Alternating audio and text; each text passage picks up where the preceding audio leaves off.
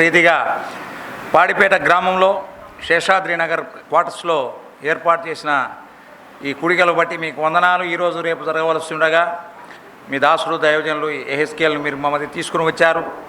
మొదటి కార్యక్రమంలో మీరు చక్కగా మాట్లాడించినందుకై స్తోత్రములు. మీ మాటలతో మమ్మల్ని హెచ్చరించినందుకై వందనాలు చెల్లిస్తున్నాం. తిరిగి రెండవ కార్యక్రమంలో నన్ను నిలిపారు నాయన, బలహీనుడను శక్తిహీనుడను మీ శిలువసారిన మరుగుపరచండి. మాతో మాట్లాడండి. చదవబడిన ఈ వాక్యం గురించి నాకు ఎంత మాత్రం జ్ఞానం లేదు. మీ శిలువసారిన మరుగుపరచండి, నాతో మాట్లాడండి. ఇక్కడ చేరి వచ్చిన ప్రతి ఒక్కరిని దీవించండి. ప్రయాసపడుతున్న కోటీశ్వరరెడ్డి ఆయన భార్య పిల్లలను కుటుంబాన్ని దీవించి వర్ధిల్ల చేయమని ప్రార్థన చేయించున్నాం. సంఘాన్ని ఆశీర్వదించి ఫలింపజేయమని ప్రార్థన చేయించున్నాం. ఈ కార్యక్రమంకు ఆది అంతం మీరే ఉండి నడిపించుదురని మా ప్రభువైన యేసుక్రీస్తు నామమున స్తోత్రం చెల్లించి ప్రార్థించి వేడుకుంటున్నాం తండ్రి, ఆమేన్. ప్రియులారా, యెషయా గ్రంథము 6వ అధ్యాయం. రాజైన ఉజ్జియా మృతి పొందిన సంవత్సరమున, రాసుకునే వాళ్ళు రాసుకోండి. అమ్మ బయట కూర్చున్న వాళ్ళు లోపలికి రండి. అమ్మ స్థలం ఉంది, రండి. కుర్చీలు ఉన్నాయి, బాగా బయట ఉంటే డిస్టర్బ్ అవుతారు, లోపల వచ్చి కూర్చోండి. రాజైన ఉజ్జియా మృతి పొందిన సంవత్సరమున అత్యున్నత సింహాసనమందు ప్రభువాసీనుడై ఉండగా నేను చూచితిని. ప్రవక్త, కూర్చోమ్మా, కూర్చోండి తల్లి, ఏం పర్లేదు, పక్కన పెట్టేసేయండి, కూర్చోండి. ప్రవక్త అయిన యెషయా పరిచర్యను ఈరోజు మనం ఆలోచన చేస్తున్నాం. దేవుని పిలుపు, ప్రవక్త అయిన యెషయా పరిచర్య, ఇది ముఖ్య అంశం. రాజైన ఉజ్జియా మృతి పొందిన సంవత్సరము. ప్రియులారా, రాసుకునే వాళ్ళు రాసుకోండి. ఆ పిల్లడికి పాలిమ్మ, ఏం పర్వాలేదు, తాగుతూ ఉంటాడు. యెహోరాము, రాజైన యెహోరాము ఉన్నాడు. వినడమ్మా, చరిత్ర చెప్తాను, రాసుకోండి కూడా. యెహోరాము, ఈ యెహోరాము ఆహాజు కుమార్తె అయినటువంటి అతల్యాను పెళ్లి చేసుకున్నాడు. అలానే మరొక భార్య కూడా ఆయనకు ఉంది, ఆమె పేరు జిబ్యా. యెహోరాము అతల్యాకు పుట్టినటువంటి వాడు అహజ్యా. ఈ అహజ్యా చంపబడతాడు. అహజ్యా చంపబడిన తర్వాత అతల్య రాణి అవుతుంది, ఆమె పరిపాలన చేస్తుంది. ఆ సమయంలో రాకుమారులందరినీ చంపబోతుంది. చంపబోయినప్పుడు యూదాగోత్రంలో యెహోరాము కుమారులలో ఒకడైనటువంటి వాడు యోవాషు తప్పించుకొని పోయి దేవుని మందిరంలో బాలుడిగా ఉండి వాడు ఎదిగినట్లుగా మనం చూస్తాం, మనకందరికీ తెలుసు. కాబట్టి యెహోరాము కుమారుడు యోవాషు కుమారుడు అమజ్య. అతనికి ఇద్దరు కుమారులు, ఒకడు అమజ్య, రెండోవాడు ఆమోజు. రాసుకో, యోవాషు కుమారుడు అమజ్య, రెండోవాడు ఆమోజు. అమజ్య కుమారుడు ఉజ్జియా, రాజైన ఉజ్జియా. మీకు చరిత్ర చెప్పాలా, చరిత్ర చెప్తేనే సంగతులు అర్థమవుతాయి. ఆమోజు కుమారుడు, యోవాషు రెండవ కుమారుడు అయినటువంటి ఆమోజుకు పుట్టినటువంటి కుమారుడు యెషయా. గుర్తుంచుకోండి, యెషయా. అహజ్యా కుమారుడు ఉజ్జియా, ఆమోజు కుమారుడు యెషయా రాజకుమారుడు, యూదా వంశంలో వచ్చినటువంటి రాజకుమారుడు. రెండవ యోవాషు యొక్క రెండవ కుమారుని యొక్క కుమారుడు. ఈ యెషయా రాకుమారుడైనటువంటి యెషయా ప్రవక్త అయిపోయినాడమ్మా. వినడమ్మా, అసలు డిస్టర్బ్ కావద్దు, మర్చిపోండి మీరు అన్నీ, కొద్దిసేపు మౌనంగా ఉండండి. వినడమ్మా, మాట్లాడొద్దమ్మా ప్లీజ్. చరిత్ర చెప్పేటప్పుడు డిస్టర్బ్ చేయొద్దు. యెషయా రాజకుమారుడు. దేవుడు అతన్ని ప్రత్యేకముగా పిలిచాడు. అతడు ప్రవక్త అయినాడు. అర్థమైందా? అతడు ప్రవక్త. అతనితో కూడా అతని పెదనాయన కుమారుడు ఉజ్జియా. అర్థమైందా? పెదనాయన కుమారుడు ఉజ్జియా. అన్నదమ్ముల కుమారులు, ఒక ఆయన రాజు, ఒక ఆయన ప్రవక్త. అర్థమైందా? ఒక ఆయన రాజు, ఒక ఆయన ప్రవక్త. ఈ ఉజ్జియా కాలములో యెషయా ఉన్నాడు. దినవృత్తాంతాల గ్రంథము చదువు బాబు, 26వ అధ్యాయము. రెండవ దినవృత్తాంతాల గ్రంథము 26వ అధ్యాయము 3వ వచనము. రెండవ దినవృత్తాంతాలు 26వ అధ్యాయము 3వ వచనం. ఉజ్జయ ఏలనారంభించబడినప్పుడు 16 సంవత్సరాల వయస్సు, యెరూషలేములో 52 సంవత్సరాలు పరిపాలన చేశాడు.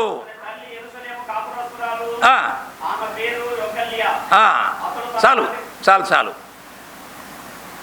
యొకల్య కుమారుడు అంటే ఇందాక మనం చెప్పుకున్నాం, అమజ్యా కుమారుడు. ఇతడు 16 సంవత్సరాల వాడై 52 సంవత్సరాలు పరిపాలన చేశాడు. యూదా రాజులలో ఎక్కువగా పరిపాలన చేసినటువంటి వాళ్ళు ఇతనొకడు ఉజ్జియా. మరొకడు ఎవరు? మనష్షే. 55 సంవత్సరాలు పరిపాలన చేశాడు. 52 సంవత్సరాలు పరిపాలన చేసిన ఈ ఉజ్జియా మనకందరికీ తెలుసు ఏం చేశాడు. యాజకులు ఆలస్యమైనప్పుడు యాజకులను నెట్టివేసి అతడే దేవుని యొక్క మందిరంలో ప్రవేశించి ధూపం వేసి నొసట కుష్ఠరోగం పుట్టింది. ఆ తర్వాత అతడు బయటికి తోలివేయబడ్డాడు. అతడు బయటికి తోలివేయబడిన తర్వాత ఆ తర్వాత చనిపోతాడు. రాజైన ఉజ్జియా మృతి పొందిన సంవత్సరము. ఇప్పుడు రండి, అర్థమైందా? ఉజ్జియా మృతి పొందిన సంవత్సరము. అత్యున్నతమైన సింహాసనమందు ప్రభువు ఆసీనుడై ఉండగా నేను చూచి తిని. యెషయాకు ఒక గొప్ప దర్శనం కలిగింది. యెషయా దేవ దర్శనము పొందినాడు. అది ఒక పరిశుద్ధ దర్శనము. ఈ దర్శనములో దేవుని దూతలు అతని పెదవులు ముట్టుచున్నట్టుగా మనం చూస్తున్నాం. ఉజ్జియా చనిపోయినాడు. ఒక పక్క తన సమకాలీకుడైనటువంటి ఉజ్జియా చనిపోగా ఆ మరణ బాధను అనుభవించలేక బాధలో ఉన్నాడు. తన వయసు గలవాడు చచ్చాడు. తనతో కూడా ఉన్నటువంటి వాడు చనిపోయాడు. అతడు రాజు, ఇతడు ప్రవక్త. చనిపోయాడు. మన తోటి వారు, మనతో ఉన్నటువంటి వారు చనిపోయినప్పుడు మన మనస్సు ఏమవుతుంది? కకలావికలమైపోతుంది. మన వయసు వాళ్ళు, మనతో కూడా ఉన్న వాళ్ళు చనిపోతూ ఉన్నప్పుడు ఆ బాధ చాలా వర్ణతాతీతం. అది ఒక విషాద వార్త. దక్షిణ దేశ రాజ్యం, అదేంటది? యూదా రాజ్యము, దక్షిణ రాజ్యం, మంచి రోజులుగా ఉన్నటువంటి రాజ్యములో ఉజ్జియా చనిపోయాడు. ఉజ్జియా పరిపాలనలో శత్రువులందరూ అనగదొక్కబడ్డారు. అరబీయులు, అమ్మోనీయులు, ఫిలిస్తీయులు వీరందరూ అణిచివేయబడినారు. అలాంటి ఆనందకరమైనటువంటి పరిపాలనను యెషయా చూశాడు. ఆ తర్వాత ఉజ్జియా కూడా చూశాడు. అలాంటి ఉజ్జియా చనిపోయిన తర్వాత ఒక గొప్ప మనోవేదనకు, దుఃఖానికి గురి అయినాడు యెషయా. ఆందోళనలో ఉన్నాడు, ఆవేదనలో ఉన్నాడు. ఆ సందర్భంగా యెషయా దేవాలయములో వెళ్ళి దేవుని కలుసుకున్నాడు. గుర్తుంచుకోండి సోదరులారా, సోదరీలారా, మన మనస్సు బాగా లేనప్పుడు మనము దేవుని తలుచుకుంటాం, దేవుని సహవాసాన్ని కోరుకుంటాం, దేవుని అందలి ఆనందాన్ని మనం కోరుకుంటాం. ఈ లోకంలో మనల్ని ఒక్కొక్కరు విడిచిపోతూ ఉంటారు. అమ్మా ఆ పాపని తీసుకెళ్ళమ్మా, ఇది డిస్టర్బ్ అయితే నాకు మాటలు రావు, ప్లీజ్ బయట కూర్చోండి. ఆనందకరమైనటువంటి సమయం అది. ఆ దేవుని యొక్క దర్శనాన్ని చూస్తున్నాడు యెషయా. ఎంతో గొప్ప దర్శనం అది. ఆ బాధలో ఉన్నటువంటి యెషయా దేవాలయంలో దేవుని గురించి ఆలోచన చేస్తున్నాడు. ఇదిగో నా సమకాలీకుడైనటువంటి ఈ ఉజ్జియాను దేవా నీవు తీసుకొని పోయినావే, ఇక నా గతి ఏంటి? నాకెవరున్నారు? ఈ రాజ్యం ఏమైపోతుంది? ఈ ప్రజలేమైపోతారు? నేనేమైపోతాను? నా వారేమైపోతారు? నీవు ప్రతిష్ఠించిన ఈ జనాంగం ఏమైపోతారు అని ఒక గొప్ప ఆలోచనలో పడిపోయి దేవాలయంలో ధ్యానం చేస్తూ ఉన్నాడు.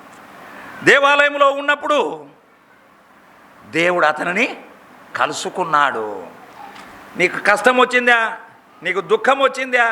నీకు బాధ వచ్చిందా? నువ్వు దర్శించాల్సింది ఎవరిని? దేవుని. నీ ఇబ్బందులలో నీకు తోడుగా ఉండేవాడెవడు? దేవుడే. ప్రియులారా, ఈ లోకము ఒక మాయ, మన బంధాలు బంధుత్వాలు ఒక మాయ. మనం అనుకున్న వాళ్ళు అనేక సార్లు మనకు దూరం అయిపోతారు. నాది అనుకున్నది నీకు ఏది దొరకదు, చివరకు మిగిలేది నీ ఒక్కడివే. అప్పుడే సృష్టికర్త అయిన దేవుడు నీకు దర్శనమిస్తాడు. ఆయన దర్శనం కొరకు ఎదురు చూస్తూ ఉన్నాడు. ఏమిటి ఈ దేశపు గతి, ఏమిటి ఈ ప్రపంచ గతి, ఏమిటి ఈ రాజ్యము గతి ఏమిటి అని ఆలోచన చేస్తూ ఉన్నటువంటి యెషయాకు ఒక గొప్ప దర్శనము, దేవుని దర్శనము. ప్రియులారా, ఈ దర్శనాన్ని గురించి నేను మాట్లాడబోతున్నాను.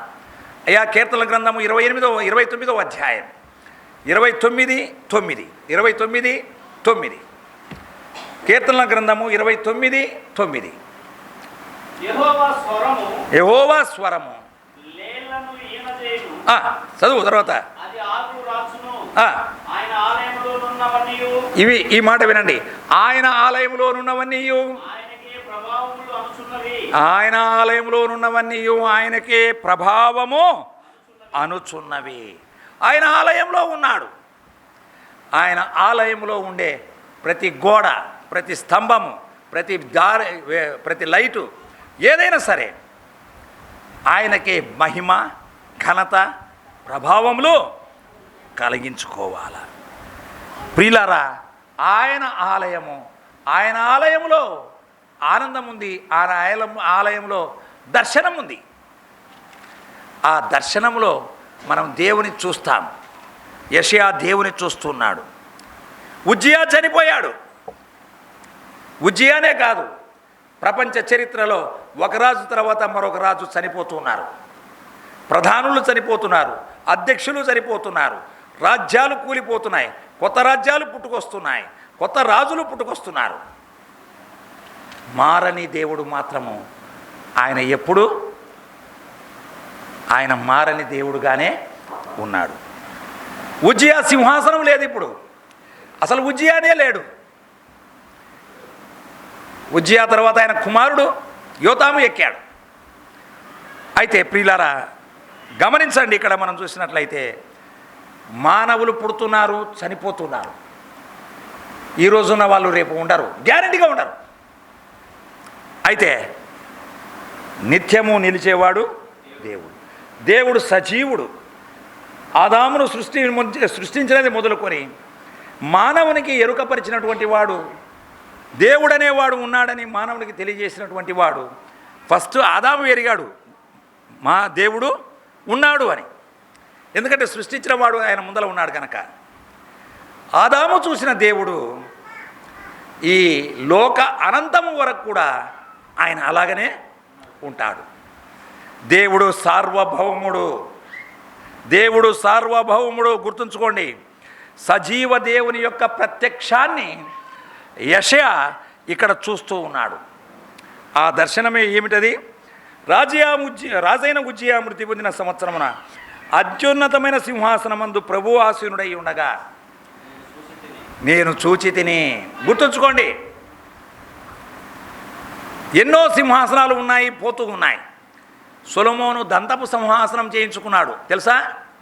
బంగారముతో కూడినటువంటి దంతపు సింహాసనం కలిగినటువంటి వాడు. కోహినూరు వజ్రముతో కిరీటాలు ధరించిన వారు ఉన్నారు. ఎన్నో వజ్ర కిరీటాలతో సింహాసనాలు కలిగినటువంటి వారు ఈ లోకంలో మనం చూసాము కూడా. అయితే ఇక్కడ దేవుని యొక్క సింహాసనాన్ని చూస్తున్నాం. చూడండి, అత్యున్నత సింహాసనమందు ప్రభువు ఆసీనుడై ఉండగా నేను చూచి తిని.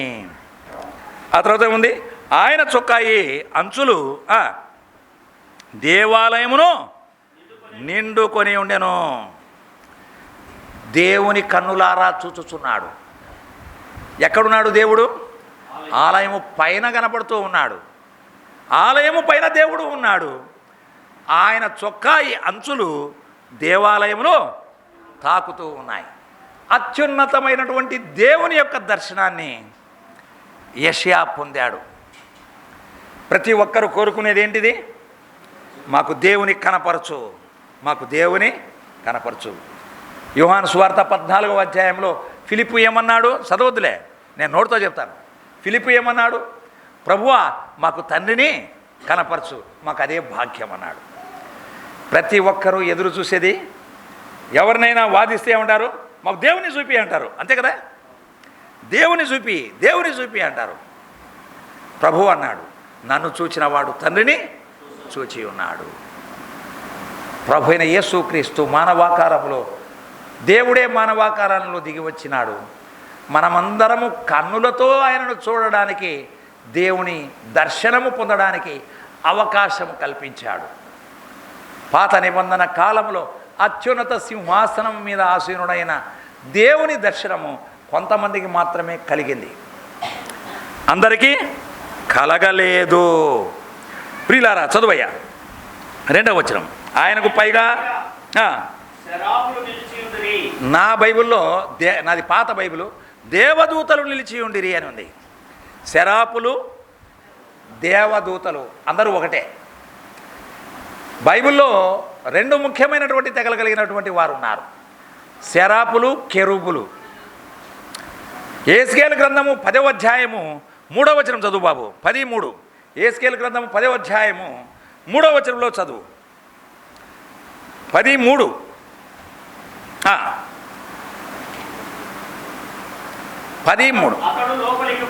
అతడు లోపలికి పోగా కెరూబులు, ఆ మాట గుర్తుపెట్టుకో, మందిరపు కుడి ప్రక్కన నిలిచి ఉండెను. మందిరములో కెరూబులు ఉన్నారు. ఇది యెహెజ్కేలుకు కలిగిన దర్శనం.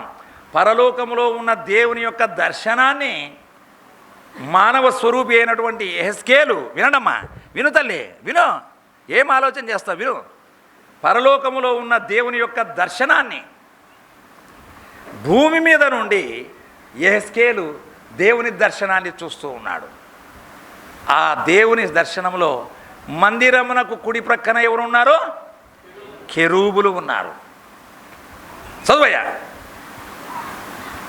చదువు, ఏలు పెట్టుకోవాలా? అబ్బా. 13. కెరూబులు నిలిచి ఉండేను, మేఘము లోపలి ఆవరణమును కమ్మి ఉండేను. యెహోవా మహిమ కెరూబులపై నుండి ఆరోహణమై మందిరపు గడప యొద్ద దిగి నిలిచెను. చాలు, అయిపోయింది ఆడికి. నిలిచెను. కెరూబులు ఉన్నారు, శరాపులు ఉన్నారు. ప్రియులారా, ఈ శరాపుల గురించి ఇక్కడ 2వ వచనంలో మనం చూస్తూ ఉన్నాం. చదువయ్యా. ఆయనకు పైగా శరాపులు నిలిచి ఉండిరి,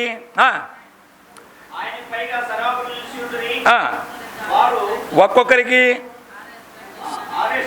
6 రెక్కలు ఉండెను. ప్రతివాడు 2 రెక్కలతో తన ముఖమును, 2తో తన కాళ్ళను కప్పుకొనుచు, 2తో ఎగురుచుండెను. మొత్తం ఎన్ని ఉన్నాయి? 6 రెక్కలు ఉన్నాయి, 3 జతలు. ఒక జత ఏం చేస్తున్నాయి? 2 రెక్కలతో ముఖమును, 2తో కాళ్ళను కప్పుకుంటున్నాయి, 2 రెక్కలతో ఎగురుతూ ఉన్నాయి. శరూపులు, పరలోకము. ఒక పక్క శరూపులు, మరొక పక్క కెరూబులు. పరలోక దర్శనం. అత్యున్నత సింహాసనం మీద దేవుడు ఆసీనుడై ఉన్నాడు. దేవుని సమక్షంలో వీరు ఉన్నారు. ఏమి చేస్తున్నారు ఈ శరూపులు? 3వ వచనం.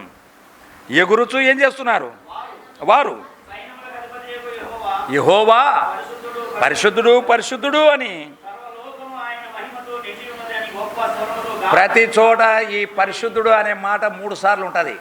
పరిశుద్ధుడు, పరిశుద్ధుడు, పరిశుద్ధుడు, తండ్రి, కుమార, పరిశుద్ధాత్మ. పరిశుద్ధుడు, పరిశుద్ధుడు, పరిశుద్ధుడు. సర్వలోకము ఆయన మహిమతో నిండి ఉన్నది. కానీ గొప్ప స్వరముతో గాన ప్రతిగానములు చేయుచుండిరి. గానము ప్రతిగానము, గానము ప్రతిగానము. ఒక దూత పాడుతుంటే మిగతా వాళ్ళందరూ ఏం చేస్తున్నారు? కోరస్ పాడుతున్నారు. మనకు పాటలే రావు, దేవుని పాడడం మనకు తెలియదు, కోరస్ పాడడం అసలే తెలియదు. ఎవరి దారిన వాళ్ళు పీక్కొని పోతూ ఉంటారు పాటను. ఒక్కొక్కరు ఒక్కొక్క దారిన పీక్కొని పోతూ ఉంటారు. పాటలు లయబద్ధంగా పాడాల. పరలోకములో దేవుని దూతలు పాడతారమ్మా. ఇంటిలో ప్రాక్టీస్ చేయండి పాటలు. చెత్త అంతా ప్రాక్టీస్ చేసే బదులు పాటలు పాడడం ప్రాక్టీస్ చేయండి. స్వరమెత్తడం నేర్చుకోండి. గాన ప్రతిగానములు, రాగయుక్తములు, బైబిల్లో రాగాలు ఉన్నాయి, వాయిద్యాలు ఉన్నాయి. కీర్తనల్లో ఏ రాగానికి ఏ వాయిద్యం వాయించాలా, ఏ యొక్క స్వరంతో పాడాలా అనేది కూడా ఉంది. పరలోకములో కెరూబులు శెరూబులు గాన ప్రతిగానములు చేస్తూ ఉన్నారు. అనగా ఆరాధనకు సూచన. ఆయన నిత్యము ఆరాధింపబడుచూ ఉన్నాడు. కెరూబులు ఆయన్ను ఆరాధిస్తూ ఉన్నారు. ప్రియులారా, దేవదూతలు 4 రకాలు. నంబర్ 1, గాన ప్రతిగానములు చేసే కెరూబులు శెరూబులు. ఈ శెరూబులు జాతికి చెందినటువంటి వాడే లూసిఫర్ కూడా, ప్రధాన గాయకుడు. ఆరాధించేటువంటి గానము ప్రతిగానములు చేస్తున్నారు, ఆరాధించు దూతలు వీరు. రెండవదిగా మనం చూసినట్లయితే సమాచారం అందించే దేవదూతలు. గబ్రియేలు దూత, సమాచారం అందించేవారు. మూడవది యుద్ధము చేసే దూతలు. ఎవరైనా? మిఖాయేలు, కత్తి పట్టుకొని యుద్ధం చేసేవాడు మిఖాయేలు. ఆ దేవదూతలంతా అదే ప్రభువైన యేసుక్రీస్తు వారు సిలువలో వ్రేలాడుతూ ఉంటాడు గెత్సేమనే తోటలో. పేతురు, నువ్వు కత్తి తీసుకొని చంపాలని నాకు ప్రయత్నం చేస్తున్నావు, 12 వ్యూహముల కంటే ఎక్కువ సైన్య వ్యూహములు నా దగ్గర కలవు. యెషయా కాలములో ఒక దేవదూత 1,80,000 మందిని చంపివేసింది. దావీదు కాలంలో 70,000 మందిని చంపివేసింది. మోషే కాలంలో తెగుళ్ళ చేత చంపబడ్డారు. దూత, యుద్ధము చేసే దూత, సమాచారం అందించే దూత, ఆరాధించే దూత. 4వది పరిచర్య చేసే దూతలు. దేవుని సన్నిధిలో పరిచర్య చేసేవారు, పరిచర్య గుణం కలిగినటువంటి వారు. 4 రకాల దూతలని మనము దేవుని దూతలను చూడగలుగుతాం. అందులో ఇక్కడ కెరూబులు శరాపులు. శరాపు అనగా దహనము అని అర్థం. శరూపు అనగా దహనము. ఇది పాప పరిహారార్థ బలిని సూచిస్తుంది. పాప పరిహారార్థ బలిని చూపిస్తూ ఉంది.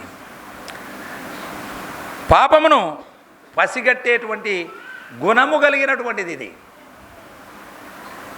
ఈ శరూపులు పాపాన్ని సులభంగా పసిగడతారు.